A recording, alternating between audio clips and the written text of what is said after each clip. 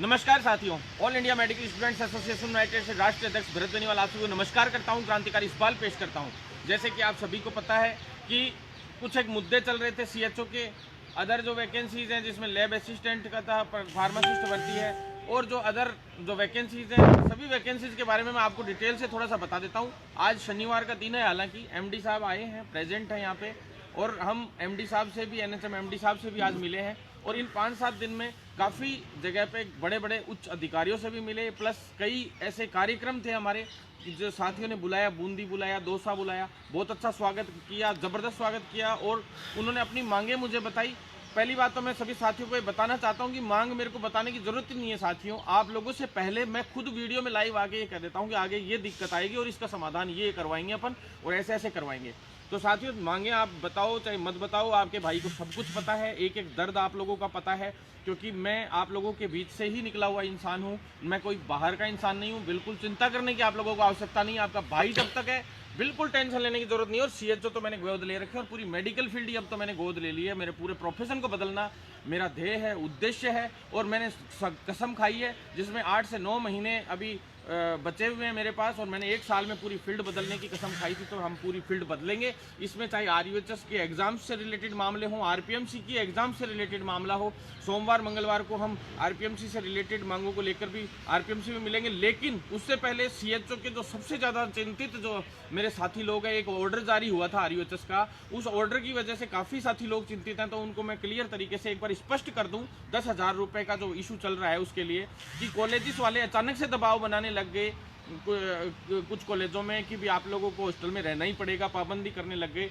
तो साथियों मैं आपको बता दूं, बिल्कुल चिंतित होने की आवश्यकता नहीं है। अभी एनएचएम एमडी साहब से हम मिले हैं और उन्होंने स्पष्ट तौर पे कहा है कि ये मामला मेरी नज़र में नहीं है, मेरे संज्ञान में नहीं है। क्यों? क्योंकि एमडी साहब को जब हमने बताया था, पहले ही बता दिया था कि 2 महीने जब बाहर रह लिए तो 1-1.5 महीना तो वैसे ही बचा है। और मैं खुद भी, ये मेरी चाल मान लो या मेरा अपन लोगों का गेम मान लो, कि अपन चाहते थे कि 2 महीने तक अपन तो चाहते नहीं थे कि पहले गाइडलाइन जारी हो। इन्होंने उल्टा लेट गाइडलाइन जारी करी और अपन लोगों ने जानबूझ के ढिलाई रखी कि गाइडलाइन अभी क्लियर तरीके से जारी भी नहीं रहे। तो बढ़िया है, ताकि आप लोगों को जब होम टाउन ही दे दिए गए तो आपको अपने आस पड़ोस का ही, जब आस पड़ोस में ही रह रहे हो आप कॉलेज के, तो आप हॉस्टल में क्यों रहोगे? क्यों 10-10 हज़ार रुपये कॉलेज वालों को देंगे अधिकारी मंत्री? अगर मंत्री जी या किसी अधिकारी को अगर कोई भ्रम हो कि 10-10 हज़ार रुपये जो हमारे अभ्यर्थियों के कोई खा जाएगा, वो तो दिमाग से निकाल दो। कोई कॉलेज वाला खा जाएगा तो ये दिमाग से निकाल दो। कोई भी साइन करने की जरूरत नहीं है। हाँ, अकाउंट नंबर्स और डिटेल्स के लिए कई कॉलेजों में मांग लिए गए हैं, जिनके जो कह रहे हैं कि ठीक है हम बच्चों को देना चाहते हैं। बहुत सारे कॉलेजेस ऐसे हैं, तो उसमें आप लोग साइन करें, कोई दिक्कत नहीं है। लेकिन अगर ज़बरदस्ती यूँ कह रहे हैं कि हॉस्टल में रहे हो 2 महीने और जबकि नहीं रहे हो, तो कोई को साइन करने की जरूरत नहीं है। किसी माई के लाल की हिम्मत नहीं है कि राजस्थान में भरत बेनीवाल चैलेंज करके कह रहा है कि किसी माई के लाल की हिम्मत नहीं है कि वो आप लोगों के साथ अन्याय कर दे। मान्यता खोनी पड़ जाएगी कॉलेज वालों को। ये मेरी खुली चुनौती है उन लोगों को। ये बात ध्यान में रख लेना। चाहे पूरे सब लोग एकजुट होकर आ जाएंगे तो भी अपन लोग भारी पड़ेंगे। आप लोगों को बिल्कुल चिंतित होने की आवश्यकता नहीं है। और कोई धमकी देता है आपको, एब्सेंट भेज देंगे, ये भेज देंगे, वो भेज देंगे, आप सभी से मैं ये कहना चाहता हूँ कि सभी लोग जिस भी कॉलेज में अभी ट्रेनिंग कर रहे हैं, जहाँ सीसीएच का अभी ब्रिज कोर्स जो चल रहा है, वो सभी साथी लोग उसमें शिकायत लिख के मेरे को एक पन्ने में एप्लीकेशन और उसमें सभी के साइन समेत मेरे को व्हाट्सअप कर दें या मेल कर दें beniwal.b4565@gmail.com इस मेल आईडी पे मेल करें। अन्यथा मेरे व्हाट्सअप नंबर 9309393793 पे उन्हें का प्रयास कर रहे हैं, उनके खिलाफ हम कार्रवाई करेंगे कॉलेजेस के खिलाफ। और अगर किसी भी प्रकार का डराने का धमकाने का प्रयास होता है तो उनके खिलाफ हम कार्रवाई करेंगे, ऐसा अभी एमडी साहब ने हमें कहा है। और उन्होंने स्पष्ट तरीके से कहा है कि एक भी सीएचओ के साथ कहीं भी गलत नहीं किया जाएगा। आज हमारी वार्ता में यही निष्कर्ष निकला है। मैं इतने दिन से लाइव नहीं आ पा रहा था क्योंकि मैं भी बिजी था साथियों, बहुत सारे काम होते हैं। आप लोगों के लिए अंदर ही अंदर एक यूनाइट करने का आप लोगों को जो काम मैं करना चाहता हूं, मैं चाहता हूं कि सीएचओ और मेडिकल प्रोफेशन का हर एक ग्रुप इतना मजबूत हो। जैसे डॉक्टर्स की यूनियन है और वो स्ट्राइक पे आते 2 मिनट में उनके सारे काम होते हैं, उसी तरह से सीएचओ का हर एक काम होना चाहिए। हमें नेता नहीं बनाने हैं, हमें हर एक सीएचओ को प्रेसिडेंट बनाना है। हमारे हर एक साथी को प्रेसिडेंट समझ के चलना है और उस हर एक साथी के लिए लड़ना है, उसके अधिकारों के लिए लड़ना है, उसके लिए आगे बढ़ना है। और बिल्कुल चिंता की जरूरत नहीं है। 7810 हैं अपन, कोई भी माइका लाल नहीं है राजस्थान में कि अपनी अधिकारों के साथ गलत कर दे, अपने अधिकारों के साथ हनन कर दे। और आपका भाई तो ऐसा है कि आप सस्पेंड किसको करेंगे? मेरे को करेंगे क्या सस्पेंड? किसी में दम हो? मेरे को ज़्यादा से ज़्यादा क्या कर देंगे? जेल में डाल देंगे, उठा के जेल में डाल देंगे, फिर छुटूंगा, फिर आंदोलन करूंगा, फिर ऐसी तैसी कर दूंगा। तो आप लोगों को चिंता करने की जरूरत नहीं है। पहली बार ऐसा हो रहा है कि कर्मचारी जो लोग हैं उन लोगों का नेतृत्व है मेडिकल एसोसिएशन का, जो जिसने नौकरी छोड़ दी हो, त्याग दी हो, वो व्यक्ति कर रहा है। और बिल्कुल चिंता की जरूरत नहीं है।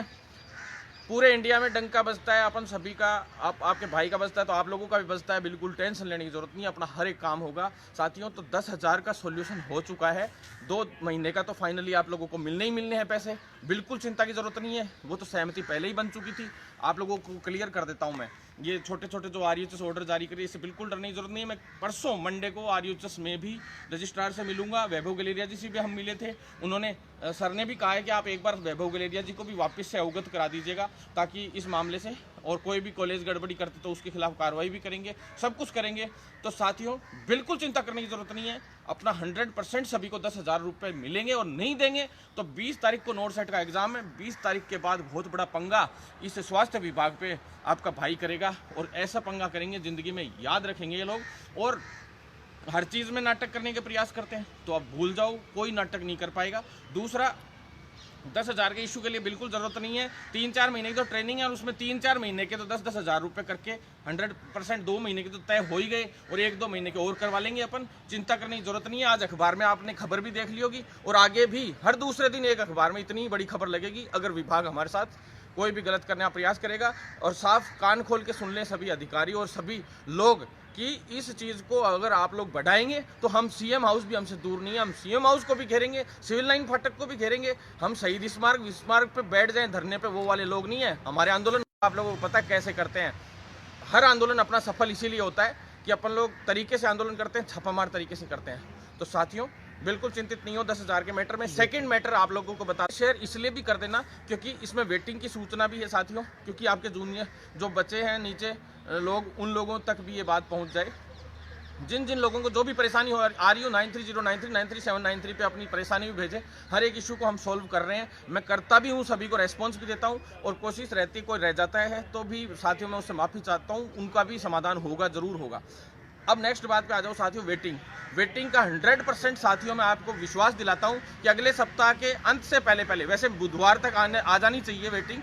लगभग पूरा काम कंप्लीट हो चुका है, और वेटिंग की संख्या मैं आज आपसे शेयर करने जा रहा हूं। एग्जैक्टली तो नहीं, पर 10-15 ऊपर नीचे मान लो 550 के लगभग जो वेटिंग है, क्योंकि जो सीटें बाद में जो खाली हुई थी, कुछ लोगों ने ज्वाइन नहीं किया था। मैंने कहा था 615 के करीब लोग एब्सेंट उस वक्त रहे थे। उसके बाद जब दोबारा मौका दिया था तो उनमें से कुछ लोगों ने ज्वाइन कर लिया था, 80-100 लोगों ने, लेकिन उसके बाद भी कई लोग छोड़ के चले गए थे।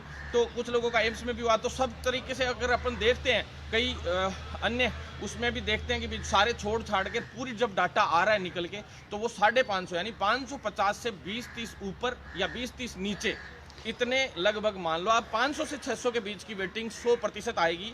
आप लोगों को चिंता करने की जरूरत नहीं है। 450 के करीब की मैंने पहले बताई थी, लेकिन हम लोग उसको भी जुड़वाने में सक्षम रहे हैं वेटिंग को। जो मतलब उसमें जैसे कुछ बैकलॉग का रह गया था छोटा मोटा, जैसे कुछ कोर्टे की सीटें थी जो खाली रह गई थी, या कुछ कोर्ट की सीटें जिसमें कोर्ट केसेस कुछ एक बच्चे हार गए थे, या कुछ ऐसा इश्यूज थे जो सॉल्व नहीं हुए थे जिसकी वजह से सीटें रिजर्व कर दी गई थी, वो भी इसमें जुड़वाने का हमने काम ऐसा किया है कि भाई सभी जो बच्चे हैं, ज़्यादा से ज़्यादा एक भी बच्चे को अगर सरकारी नौकरी का मौका मिलता है तो मैंने प्रयास किया है कि हम लोग उस व्यक्ति को भी नौकरी दिला सकें। तो साथियों 550 के लगभग आप कान खोल के सुन लेना, 550 से 10-20 ऊपर या 10-20 नीचे के लगभग ये वेटिंग आएगी, और बहुत जल्द आपके सामने वेटिंग होगी। स्कोर कार्ड की जैसे मैंने कही थी, मैंने आपसे वादा किया था कि मैं स्कोर कार्ड इसका जारी करवा कर ही सांस लूंगा। मैंने पिछली सप्ताह भी पिछले वीडियो में बताया था, उससे पिछले में बताया था कि अब मैं स्कोर कार्ड जारी करवाऊंगा और साथ में वेटिंग जारी कराऊँ। दोनों चीज़ें हो गई हैं साथ ही, स्कोर कार्ड जारी हो गया सभी का, अब वेटिंग भी जारी करवा रहे हैं। टेंशन लेने की बिल्कुल ज़रूरत नहीं है। इसके बाद साथियों मैं आप लोगों को बता दूँ स्पोर्ट्स की सूची की, स्पोर्ट्स की सूची के अंदर साथियों जो है अभी भी थोड़ा सा वेटिंग के 2-3 दिन और एक्स्ट्रा लगेंगे।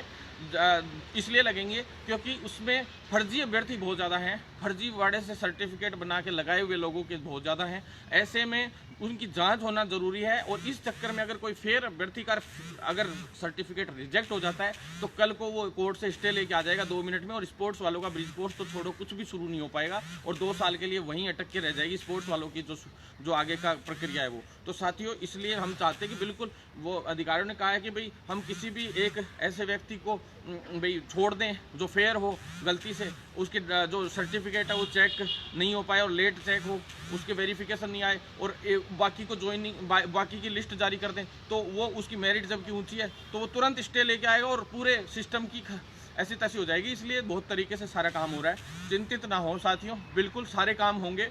किसी भी कॉलेज वाले को 10,000 रुपये नहीं खाने देंगे कि तुम्हारे 10,000 खा जाए। वो एक्स्ट्रा विभाग अपने पास से कुछ पैसे अगर कॉलेज वालों को कोर्स करवाने के लिए देना चाहता तो वो दे, कोई दिक्कत नहीं है, हमें इससे कोई एतराज़ नहीं है। आप अपनी फीस देना चाहें जो भी दें, लेकिन हमारे अभ्यर्थी जो बाहर आज रूम ले लेके रह रहे थे, 2-2 महीने हो गए उनको रूम लेके रहते हुए, पूरे सेटल्ड हो गया, उनके साथ अन्याय बिल्कुल नहीं होने देंगे। ये आपके भाई ने आज तक जो बोला है वो किया है और हमेशा करूंगा, बिल्कुल चिंता करने की जरूरत नहीं है। आपका भाई हमेशा गोद ले लिया है, आपको कहीं भी आपको नुकसान नहीं होने देगा। साथियों, ये तो थी CHO से संबंधित न्यूज़। और साथियों, व्हाट्सअप आप लोग एप्लीकेशन ज़रूर करेंगे, जिसको भी जो शिकायत है कॉलेज की तो वो पूरे बच्चे लिख के भेज देंगे। अब आ जाओ हिंदी इंग्लिश के मैटर पे साथियों, जो हिंदी इंग्लिश और ऑब्जेक्टिव। तो साथियों, हिंदी इंग्लिश और ऑब्जेक्टिव, लोग मुझे कह रहे हैं सर हिंदी इंग्लिश दोनों में पेपर होना चाहिए। तो साथियों, मैंने ये बात रख दी थी और ये बात पॉजिटिव भी है।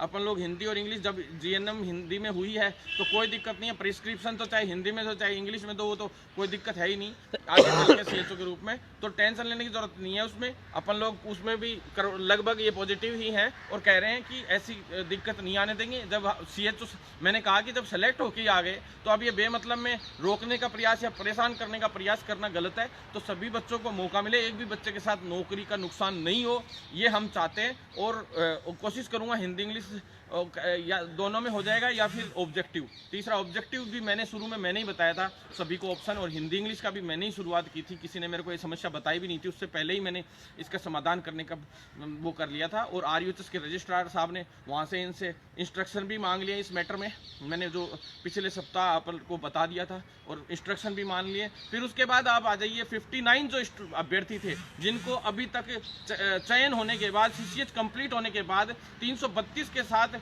जो अब तक वंचित रह गए थे, उन 332 को पोस्टिंग मिल गई 25,000 प्लस 15,000 इंसेंटिव की जो तनख्वाह के साथ, पूरा वेतन के साथ।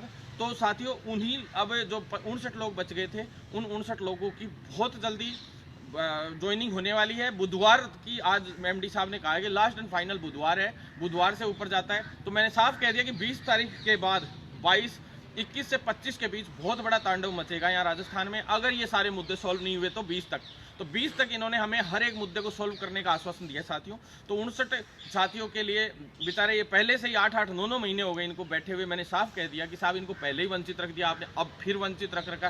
तो अब यूँ कह रहे हैं कि भाई मेरिट हमने हर डिस्ट्रिक्ट में 2-2, 3-3 लोगों को भेज रहे हैं हम लोग। 33 जिले हैं तो हर डिस्ट्रिक्ट को 2-2 के करीब लोग भेजे हैं और इस तरह से मेरिट बनाई है। तो साथियों, पहले ये मेरिट अलग तरह से इन्होंने वापस बना दी थी गलती से, अब वापस से फाइल चली थी सारी। राम प्रकाश भाई और वो रेगुलर यहाँ आ रहे हैं, जितेंद्र मीणा भाई वो हमारे संपर्क में, सारे साथी लोग, छोटे भाई गोवर्धन प्रजापत भाई, तो सभी साथियों का धन्यवाद कि वो लोग इतना संघर्ष कर रहे हैं। तो साथियों, बिल्कुल चिंतित होने की आवश्यकता नहीं है उनको भी। और साथियों, सबसे बड़ी चीज़ जो अगली भर्ती है CHO, उसमें नियम क्या है, जो फ्रेशर्स हैं जो अभी तैयारियां कर रहे हैं, और प्लस जो लोगों को अभी आगे कंपटीशन फाइट करना, और 3538 जो भर्तियां अपन जिद्दोजहद करके निकलवा के लाए हैं, वित्त विभाग से पूरा सेंक्शन करवाए, दिल्ली से निकलवा के लाए, तो उसकी विज्ञप्ति बहुत जल्द जारी होनी है।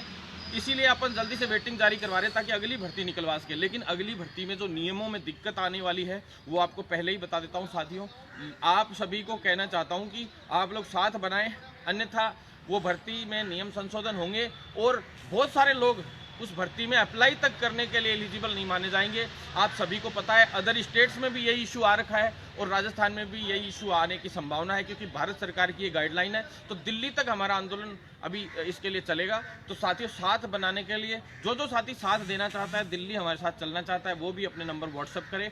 और जो 80-20 का इशू है वो भी उसमें साथ जोड़ दिया गया है, ताकि भारती मैडम है ऊपर दिल्ली, उनसे तो बात करेंगे, साथ में जो हमारे चिकित्सा मंत्री हैं मनसुख मांडविया जी, उनसे भी हम बात करेंगे 80-20 के इशू में, और भारती मैडम से सीएचओ के मैटर में, सभी के मैटर में। और जो एनएचएम सैलरी का जो इशू चल रहा है उसके सिलसिले में हमारे पास एक बहुत पॉजिटिव खबर आई है। सैलरी जो है वो सभी की बहुत अच्छी होनी चाहिए साथियों। 8-8, 10-10 हज़ार में नौकरियां लोग कर रहे हैं एनएचएम के अंदर। उनकी पीआईपी जो है वो भारत सरकार से मजबूत होके आ चुकी है। ये आपको मैं खुशखबरी दे देना चाहता हूँ। हमारा जो निरंतर संघर्ष चल रहा था भारती मैडम के यहाँ से, तो पीआईपी मजबूत बन के आ गई है, लेकिन ये लोग अब नाटक कर रहे हैं। तो साथियों, उस चीज़ को भी हम मजबूती से अब आगे बढ़ाएंगे और बहुत जल्द हमारे जो संविदा कर्मी साथी हैं जो एनएचएम में कई सालों से नौकरियां कर रहे हैं, उनकी सैलरी को बढ़वाने का काम हम बहुत जल्द करेंगे। बिल्कुल चिंता करने की जरूरत नहीं है। एक डिस्ट्रिक्ट में आ रहा हूँ साथियों, जितने भी सीएचओ साथी हैं मैं उनसे कहना चाहता हूँ, जितने भी नर्सिंग कॉलेजेस के स्टूडेंट्स जुड़े हुए हैं उनसे भी मैं कहना चाहता हूँ कि किसी को भी कोई समस्या हो मुझे व्हाट्सएप पे भेजो। मैं हर एक कॉलेज का राउंड अप करना चाह रहा हूँ। करेंगे हम कि फूफा करके चले गए, आ गए, छोटा मोटा धरना दे गए। भरत बेनीवाल एक बार ही करता और वो इतना खतरनाक करता है कि सरकार पूरी हिलती है हर बार, और इसीलिए हमारे काम होते हैं। अधिकारियों को भी पता है कि छोटे मोटे आंदोलन नहीं करेगा ये मारा पीटा सब तरीके से मजबूत है, ये किसी भी तरीके से कुछ भी कर सकता है, सब पता है अधिकारियों को। मेरे को जाके और मोदी के क्षेत्र में वसुंधरा का विरोध करके आ सकते हैं। यूट्यूब पे वीडियो पड़े हैं साथियों, काले झंडे वाले कांड यहाँ पे झुंझुनू में हो सकते हैं प्रधानमंत्री की सभा में वसुंधरा के खिलाफ। तो अशोक गहलोत जी, आप भी कान खोल के सुन लीजिए, कुछ भी कर सकते हैं। आपको पता है 2013 में भी हुआ था, 2015 में जब प्राइवेटाइजेशन में हमारी मेडिकल फील्ड को आप लोगों ने देने की तैयारी की थी, तब भी हमने हाहाकार मचा दिया था, तांडव मचा दिया था। यही स्वास्थ्य भवन था और ये सचिवालय जहाँ पे 144 धारा लागू होती है, जहाँ पे आज तक वकीलों को भी आंदोलन करने में 1000 बार सोचना पड़ता है। यहाँ पे कोई भी आंदोलन नहीं कर सकता, खुद पुलिस भी इस बात को मानती है। वहाँ भरत बेनीवाल आंदोलन करता है। तो सोच लेना आप लोग, हमारे एक समस्या का समाधान कर देना अच्छा रहेगा। अन्यथा प्रशासन और सभी लोगों को मेरी चुनौती है खुली भरत बेनीवाल की।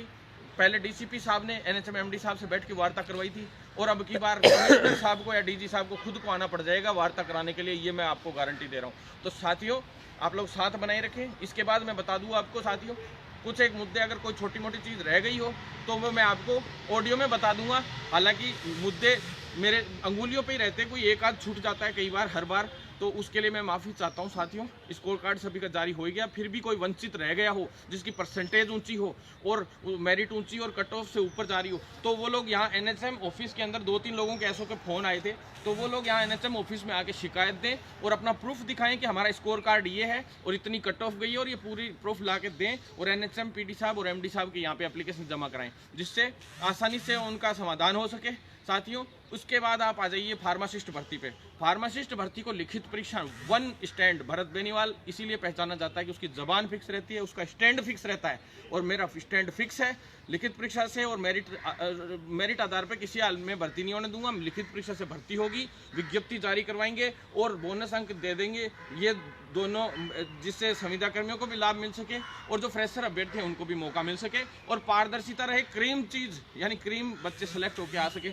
ऐसा हमारा ध्येय है हर भर्ती के अंदर, किसी के साथ अन्याय ना हो, सभी को मौका मिल सके, क्योंकि मेरिट में कुछ ही चंद लोगों को मौका मिल पाएगा, बाकी सब भर्ती से बाहर हो जाएंगे। तो साथियों, बिल्कुल चिंता करने की जरूरत नहीं है, आपके लिए संघर्ष हमारा जारी है। हम मुख्यमंत्री के ओएसडी से भी इस मामले में मिले थे अभी 3 दिन पहले, वो भी फोटोज़ वगैरह डाल दूंगा मैं। कुलदीप रांका जी से भी मैं मिला हूँ 3 दिन पहले, उसमें कई इश्यूज थे 4-5, उनसे भी मिले थे, और आरती डोगरा मैडम से भी मिले थे। लेकिन मैंने कोई ट्वीट ज़्यादा नहीं डाले, क्योंकि आपको पता है लगातार हमारा संघर्ष था। यहाँ तक कि रीट में भी पद 1 लाख जो बीएड धारी हैं उनको हमने एलिजिबल करवा दिया जो फाइनल ईयर में थे। तो साथियों, उसके लिए उन्होंने सभी ने धन्यवाद भी दिया था। लोगों को तो यही पता नहीं था कि रीट का रिजल्ट कब आएगा, जबकि दूसरी भर्तियां यूँ कहते हैं हम निपटा देंगे, ये कर देंगे, वो फाड़ देंगे। अरे भैया, तुम सीबीआई जांच की मांग कर रहे हो, वीडियो इधर ये डाल रहे हो कि जब तक रिजल्ट जारी नहीं करने देंगे, जब तक सीबीआई जांच नहीं हो जाएगी, और इधर रिजल्ट जारी हो रहा है उसी टाइम 10 मिनट बाद। तो तुम लोगों को यही नहीं पता रिजल्ट कब आएगा, तुम दूसरों के क्या मैटर निपटाओगे। खुद के जो बीएसटीसी की वो समस्याएं आ रही हैं, बीएसटीसी लेवल फेस्ट में बीएड वालों को सबको शामिल कर रहे हैं, तो वो एक इशू है, वही आप लोगों से नींद लड़ पा रहा तो आप अदर इश्यूज क्या सल्टाओगे।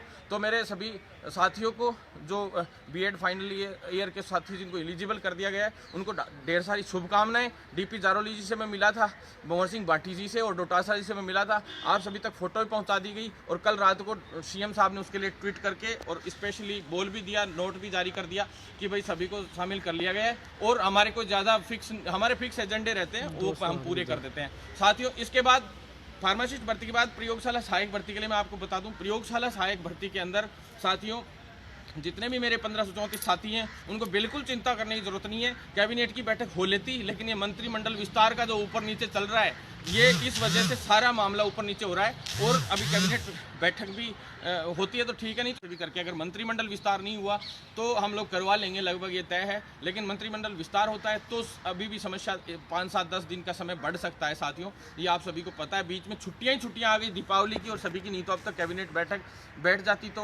जाती और उसके अंदर हम लोग इसको डलवा के लैब असिस्टेंट को और फार्मासिस्ट भर्ती को दोनों को क्लियर करवा लेते साथियों। बिल्कुल चिंता करने की जरूरत नहीं है, जल्द से जल्द इसको, क्योंकि कैबिनेट में तो प्रयोगशाला सहायक भी जाएगी, उसमें क्या है वो कोऑपरेटिव वालों को बोनस अंक मिले तो छोटा मोटा संशोधन हुआ है, तो या तो कैबिनेट में या फिर सर्कुलेशन यानी उसके अंदर 4 कैबिनेट मंत्री बैठते हैं, 4 कैबिनेट मंत्रियों के और मुख्यमंत्री के साइन होते हैं, ये होता है सर्कुलेशन। तो सर्कुलेशन के अंदर आप लोगों का समाधान करवाएंगे, कोई से एक तरीके से करवाएंगे ताकि जल्दी समाधान हो सके और जल्दी से जल्दी आप लोगों की चयन सूची उसके बाद जारी करवानी है। उससे पहले अधिसूचना आप लोगों की जारी होगी, अधिसूचना भी यहाँ से बना के भेज दी गई थी कैबिनेट के लिए, आपको पता ही है, मैंने सारी चीज़ें बताई दी थी। जो प्रारूप था, नोटिफिकेशन का प्रारूप है वो भी भेज दिया गया था, तो सारी चिंता करने की जरूरत नहीं है आपको बिल्कुल भी। आप लोगों की चयन सूची जल्दी जारी करवाएंगे अधिसूचना जारी करवा के, उससे पहले राज्यपाल के पास भी एक बार फाइल जाएगी, वहाँ से भी अनुमोदन होकर आता है, फिर उसके बाद जो है वो अधिसूचना और सारा काम होता है जो चयन सूची का वो सारा।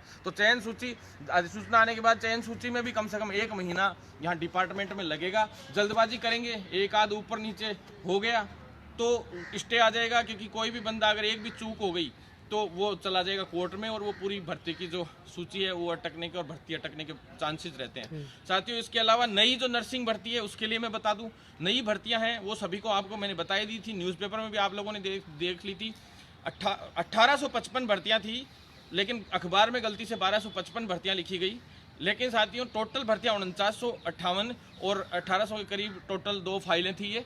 उसमें से 4900 में से अब कितने की वित्तीय स्वीकृति होके आती है वित्त विभाग से वो अब देखते हैं, जबकि फाइल तो अच्छे से चली हैं। तो कम से कम 5-6 हज़ार भर्तियाँ नर्सेज के लिए, नर्सिंग ऑफिसर्स के लिए यानी सेकंड ग्रेड स्टाफ नर्स के लिए आनी जरूरी है। इसके लिए हम लोग लगातार प्रयासरत हैं, क्योंकि 1800 करवाते हैं तो मेरे को लग रहा है ऊँट के मुंह में जीरे के बराबर होगी और सारी की सारी भर्तियाँ लिखित परीक्षा से आएंगी, ये आपके भाई का आपसे वादा है। और 1% भी इनसे छेड़छाड़ मेरिट करने का प्रयास होता है तो राजस्थान में ऐसा तांडव मचेगा जो जिंदगी में याद रखेगी सरकार। 2018 याद रखना मंत्री जी, सरकार को मैं कान खोल के सुन ले, सरकार क्लियर कहना चाहता हूं कि हर भर्ती लिखित परीक्षा से होगी, एक भर्ती आप मेरिट से करा के दिखा देना, मैं मान जाऊंगा कि वास्तव में सरकार में दम होता है साथियों। इसके बाद आप आ जाओ, अदर जो पैरामेडिकल की नई विज्ञप्ति है वो भी लिखित परीक्षा से जारी होनी है। उसमें पदों की संख्या पहले 800 थी रेडियोग्राफर में, लैब टेक्नीशियन में थी 900 के करीब साथियों, वो मैंने आज से 8-7 महीने पहले ही बता दी थी आप लोगों को, वो तब बताई थी, याद हो तो जब 750 की सूची रेडियोग्राफर की जारी हुई थी, फिर अचानक से उसमें फेयर अभ्यर्थियों का नंबर नहीं आ पाया था, तो मैंने कहा था साफ साफ कि साथियों चाहे 750 जो हमारे RUHS और RPMC के जो फेयर अभ्यर्थी हैं उनको हर हाल में नंबर आएगा, 1% भी किसी के साथ गलत नहीं होने दूंगा। चाहे मुझे अगली 800 भर्तियां RT की और 900 भर्तियां LT की अगली भर्ती यानी कि ये वाली भर्ती जो अभी आएगी उसमें से चाहे कटवा के इसमें से 200 पद जुड़वाना पड़े, पर मैं आप लोगों को किसी को वंचित नहीं रहने दूंगा, ये मैंने कहा था उस वक्त। और फिर SOG वाला मामला हुआ, SOG मुकदमा दर्ज कराया, फिर जो बाहर करा के फिर नए अभ्यर्थियों को मौका दिलवाया साथियों।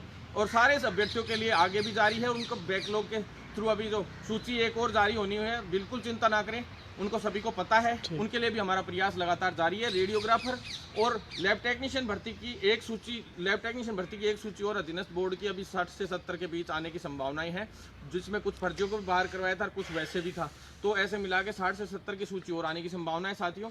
जल्दी मैं अधीनस्थ बोर्ड में इस विषय में भी मिलूंगा वापस से। और रेडियोग्राफर के लिए लगातार हमारा संघर्ष जारी है ही, जो वंचित रह गए थे उनके लिए, और संशोधन सूची भी जारी हो गई है। और हमारे कुमावत भाई को बहुत बहुत शुभकामनाएं कि आज वो जयपुर सांगानेर आ गए हैं वापस, उनको जोधपुर डाल दिया गया था संशोधन सूची में, उनका भी नाम आ गया है ट्रांसफ़र होके। जो हमारे अहम साथी रहे हैं शुरू से, रेडियोग्राफर भर्ती में बड़ा आंदोलन उन्होंने किया था, सभी आरटी वाले साथी हैं, उन सभी जो क्रांतिकारी साथी जो मेरे साथ देते हैं उन सभी को मेरा धन्यवाद। और हमेशा हमारे हर एक साथी का इसी तरह से साथ देते रहेंगे। हर एक साथी के साथ हैं, भवानी भाई के तो साथ हैं ही, सभी के साथ हैं जो हमारा सपोर्ट करेगा। मेडिकल फील्ड के एक एक साथी हमारा भाई है और हर एक साथी चाहे वो कुछ भी कैसे भी करे उसका भी हम साथ देंगे। लेकिन साथियों आपसे निवेदन है कि बस साथ बनाओगे तो ये प्रोफेशन बदल जाएगा, राजनीति करोगे तो इसी में उलझ के रह जाओगे, एक दूसरे की टांग खींचते रह जाओगे जीवन भर। और यही करते आए हैं पहले कर्मचारी संघ भी और बाकी सब, तो आज तक किसी का भला नहीं हो पाया। साथियों अब नई भर्तियों में नेत्र सहायक, OT technician, blood bank technician, ये तीनों की नई भर्तियां आएंगी। उसमें पदों की संख्या न्यूज़पेपर में आ गई थी, लेकिन अब तक तीनों के जो सिस्टम है पूरे क्लियर होने में अभी भी दिसंबर से जनवरी लग जाएगा, यानी कि नवंबर चल रहा है, दिसंबर लास्ट में ओटी टेक्नीशियन की और ब्लड बैंक टेक्नीशियन की जनवरी सेकेंड वीक तक भर्ती आने की पूरी संभावना है। नेत्र सहायक की जनवरी लास्ट तक आएगी, क्योंकि साथियों मैं कल की तारीख में भर्ती निकलवा दूंगा नेत्र सहायक की, लेकिन सिर्फ और सिर्फ 100, 125, 150 भर्तियाँ आके रह जाएं, फिर कोई मतलब नहीं निकलेगा। ईसीजी टेक्नीशियन के लिए जो हमारे साथी लोग रोज़ मिलते भी रहते हैं, छोटे भाई हैं वो बिल्कुल, जो उन्होंने टीम भी बनाई है अच्छी, और उन सभी साथियों को मैं विश्वास दिलाना चाहता हूं कि हम परसों मिले थे कई आला अधिकारियों से, मैं नाम नहीं लेना चाहता। तो आप लोगों के लिए अभी जो पिछली भर्तियों के बैकलॉग थे वो भी अभी क्लियर करवा लिए, और जो आगे कुछ भर्तियां और करवाने के लिए, जुड़वाने के लिए कम से कम 260 से 70 भर्तियां ईसीजी टेक्नीशियन की हम लोग निकलवाने का पूरा प्रयास कर रहे हैं। और वो जनवरी फरवरी तक हम लोग अगर इसी तरह से लगे रहे तो निकल जाएगी साथियों। बाकी साथियों जो नई भर्तियां हैं एएनएम के लिए, वो एएनएम की जो नई भर्तियां हैं उनके लिए मैं आपको बता दूं, एएनएम की जितनी भी साथी लोग हैं वो इस वीडियो को शेयर भी करें ज़्यादा से ज़्यादा। सारी भर्तियां लिखित परीक्षा से आएंगी। जो संविदा पे लगे हुए हैं उनको बोनस अंक दिया जाएगा, चाहे वो कोई सी भी भर्ती हो।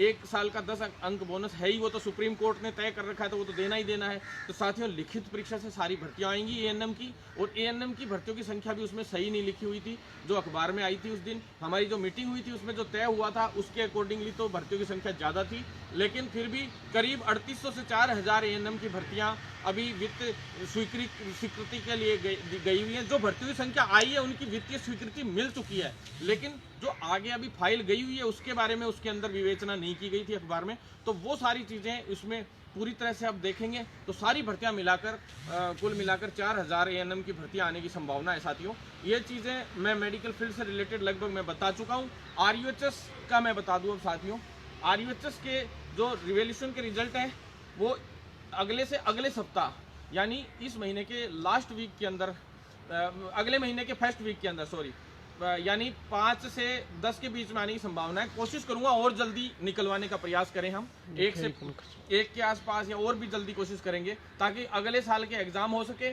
और जल्दी से जल्दी एग्जाम में बैठकर, पहले ही सेशन बहुत लेट हो चुके हैं, उन सेशन भी हम लोग लगातार संघर्ष कर रहे हैं। और अब मंडे को मैं आरपीएमसी में स्पेशल मिलूंगा और एक एग्जाम शेड्यूल और परिणाम शेड्यूल जारी होना चाहिए उनका, क्योंकि ये नहीं है कि हम चले गए हम तुम मुकदमे दर्ज कर दो और फलाना कर दो। ये भरत में नहीं वाले हैं, जिस दिन आएगा ना ताला ही लग जाएगा। आरपीएमसी पे ध्यान रख लेना और इनका सिस्टम अभी सुधार दो, मेरे को आने की जरूरत नहीं पड़े आरपीएमसी में, ये हम सोच रहे थे। लेकिन अब मंडे को मैं जा रहा हूँ, पहले एक बार आवेदन, फिर निवेदन और फिर दे दनादन, ये हमारा रिकॉर्ड आप सभी को पता है। और उसी रिकॉर्ड के तहत आप लोगों को क्लियर कहना चाहता हूँ कि भाई हमें दे दनादन तक मत पहुंचने दो, फायदे में रहोगे, हर एक मांग पूरी कर दे सरकार, फायदे में रहेंगे। और जो ढांचा है आरयूएचएस, आरपीएमसी, आरएनसी सभी सुधार लें, अन्यथा बहुत बड़े आक्रोश का सामना करना पड़ेगा। आरएनसी में भी एग्जाम्स टाइम पे नहीं होते हैं, आरएनसी भी अपना ढांचा सुधार ले।